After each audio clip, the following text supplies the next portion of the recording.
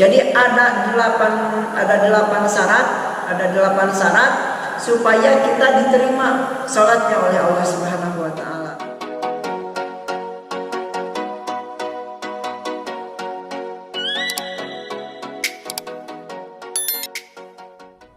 Assalamualaikum warahmatullahi wabarakatuh. Teman-teman sekalian, sebelumnya kita membahas tentang taharah, tentang bersuci dalam ibadah. Untuk selanjutnya kita di dalam kitab Safinah akan menjelaskan tentang melanjutkan daripada ibadah tersebut, yaitu melaksanakan ibadah sholat. Nah, di sini sholat, makanya ada bahasa iqamus sholat.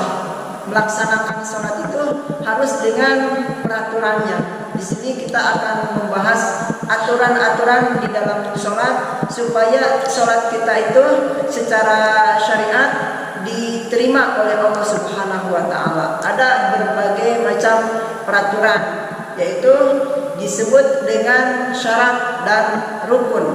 Nah, di sini akan menjelaskan tentang yang pertama, di dalam sholat itu ada yang namanya syarat.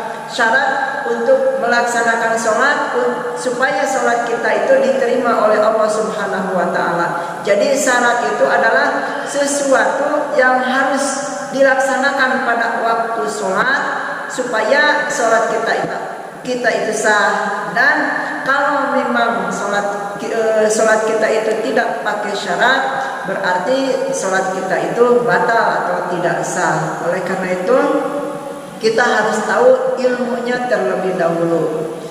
Mari kita kepada pembahasan kitab Safinatul Najah, yaitu selanjutnya syurutus sholati. Musannif atau pengarang kitab Safinah selanjutnya menjelaskan tentang syurutus sholati. Syurutus sholati ini syurut artinya syarat dan sholat artinya sholat. Jadi pembahasannya adalah tentang syarat sahnya sholat. Syarat sahnya sholat yaitu samaniyatun. Semuanya ada 8. Toharatun. Kesatu harus suci, harus bersih. Al-hadasaini, dari 2 hadas. Nanti kita jelaskan.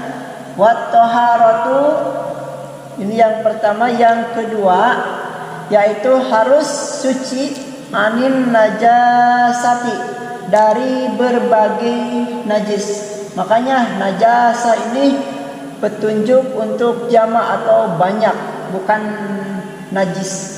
Tapi najasa pakai alif di sini berarti najisnya banyak. Kemarin sudah kita jelaskan. Najis fisaubi, yaitu najis pada pakaian. Wal badani, dan yang kedua najis pada badan. Wal makani, yaitu najis pada tempat. Wasatrul aurati. Ini yang ketiga. Yang ketiga dari syaratnya sholat adalah harus menutup aurat. Wastiqbalul kiblati, yang keempat harus menghadap kiblat atau menghadap Ka'bah.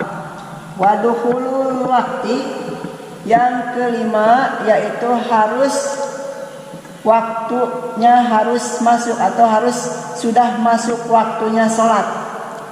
Wal ilmu, yang keenam adalah dari syarat sahnya sholat yang ke-8 itu, yang keenam harus tahu bifardiyatihi, yaitu tentang pardunya sholat. Harus tahu tentang pardunya sholat, mana yang pardu, mana yang sunat.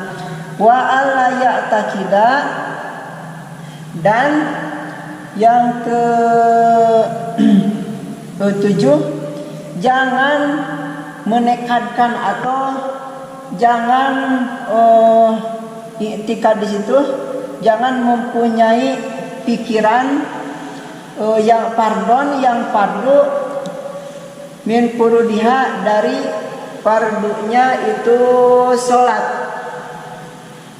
Wa alla ya'takila fardun min furudihi, yaitu sunatan ditekankan kepada sunat.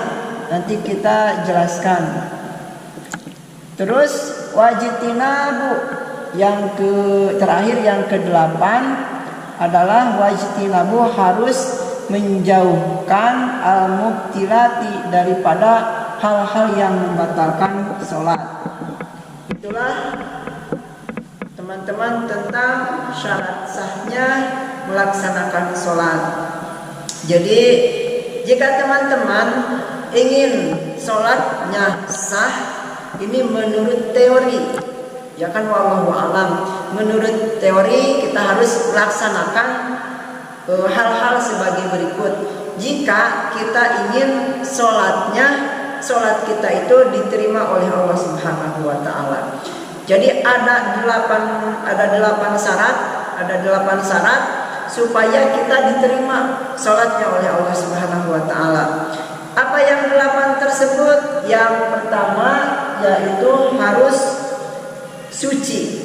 Harus suci, sebenarnya toharoh, suci dan bersih itu mungkin berbeda. Kalau bersih kan cukup gak ada kotoran. Tapi kalau suci yaitu harus benar-benar mensucikannya itu, atau menghilangkan kotoran itu sesuai dengan syariat agama Islam.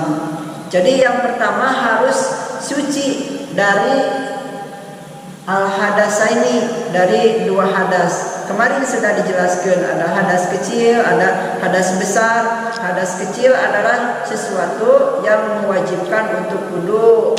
Kalau hadas besar adalah sesuatu yang mewajibkan untuk adus. Kemarin sudah kita bahas tentang hadas. Jadi yang pertama kita harus wudu dulu, atau harus adus dulu kalau mempunyai junub.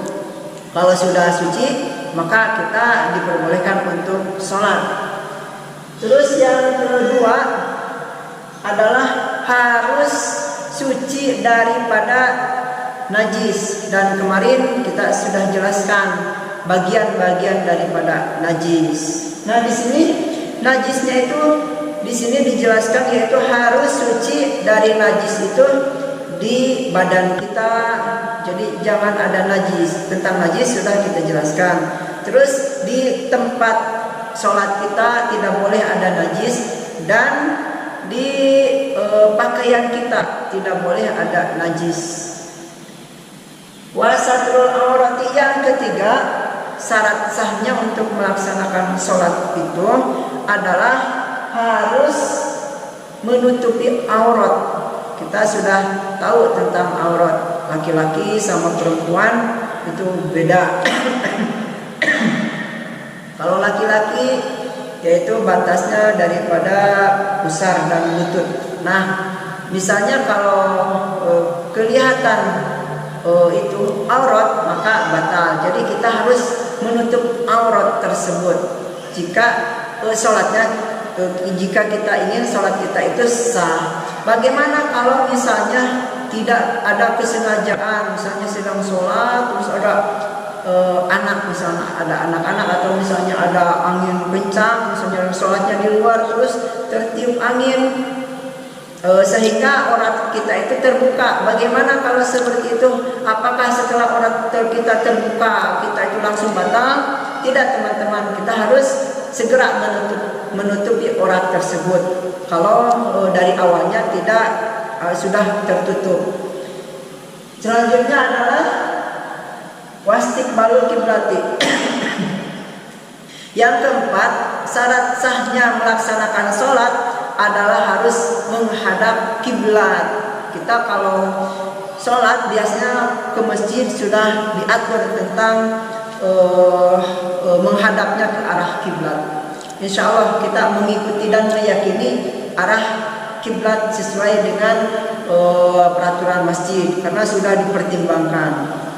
Yang selanjutnya adalah waduhulul waktu. Kita melaksanakan sholat, contohnya sholat duhur harus masuk harus sudah masuk waktunya duhur. Kalau kita melaksanakan sholat asar harus sudah masuk waktunya sholat asar. Jadi ada waktunya. Jangan sampai sebelum masuk kita, contohnya sholat duhur, kita sudah sholat duhur. Jangan seperti itu. Harus masuk waktu sholat. Wal ilmu yang keenam adalah harus tahu fardu, yaitu harus tahu kepada sesuatu yang fardu. Jadi kita dalam sholat itu harus mempunyai ilmu, harus tahu ini fardu, ini sunat.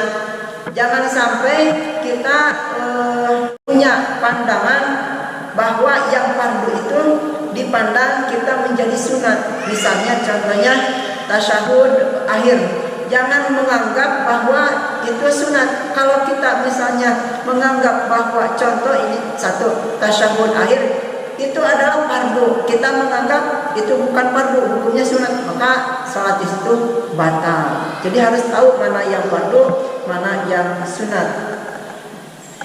Yang kedelapan, yang terakhir adalah harus menghindari hal-hal yang batal.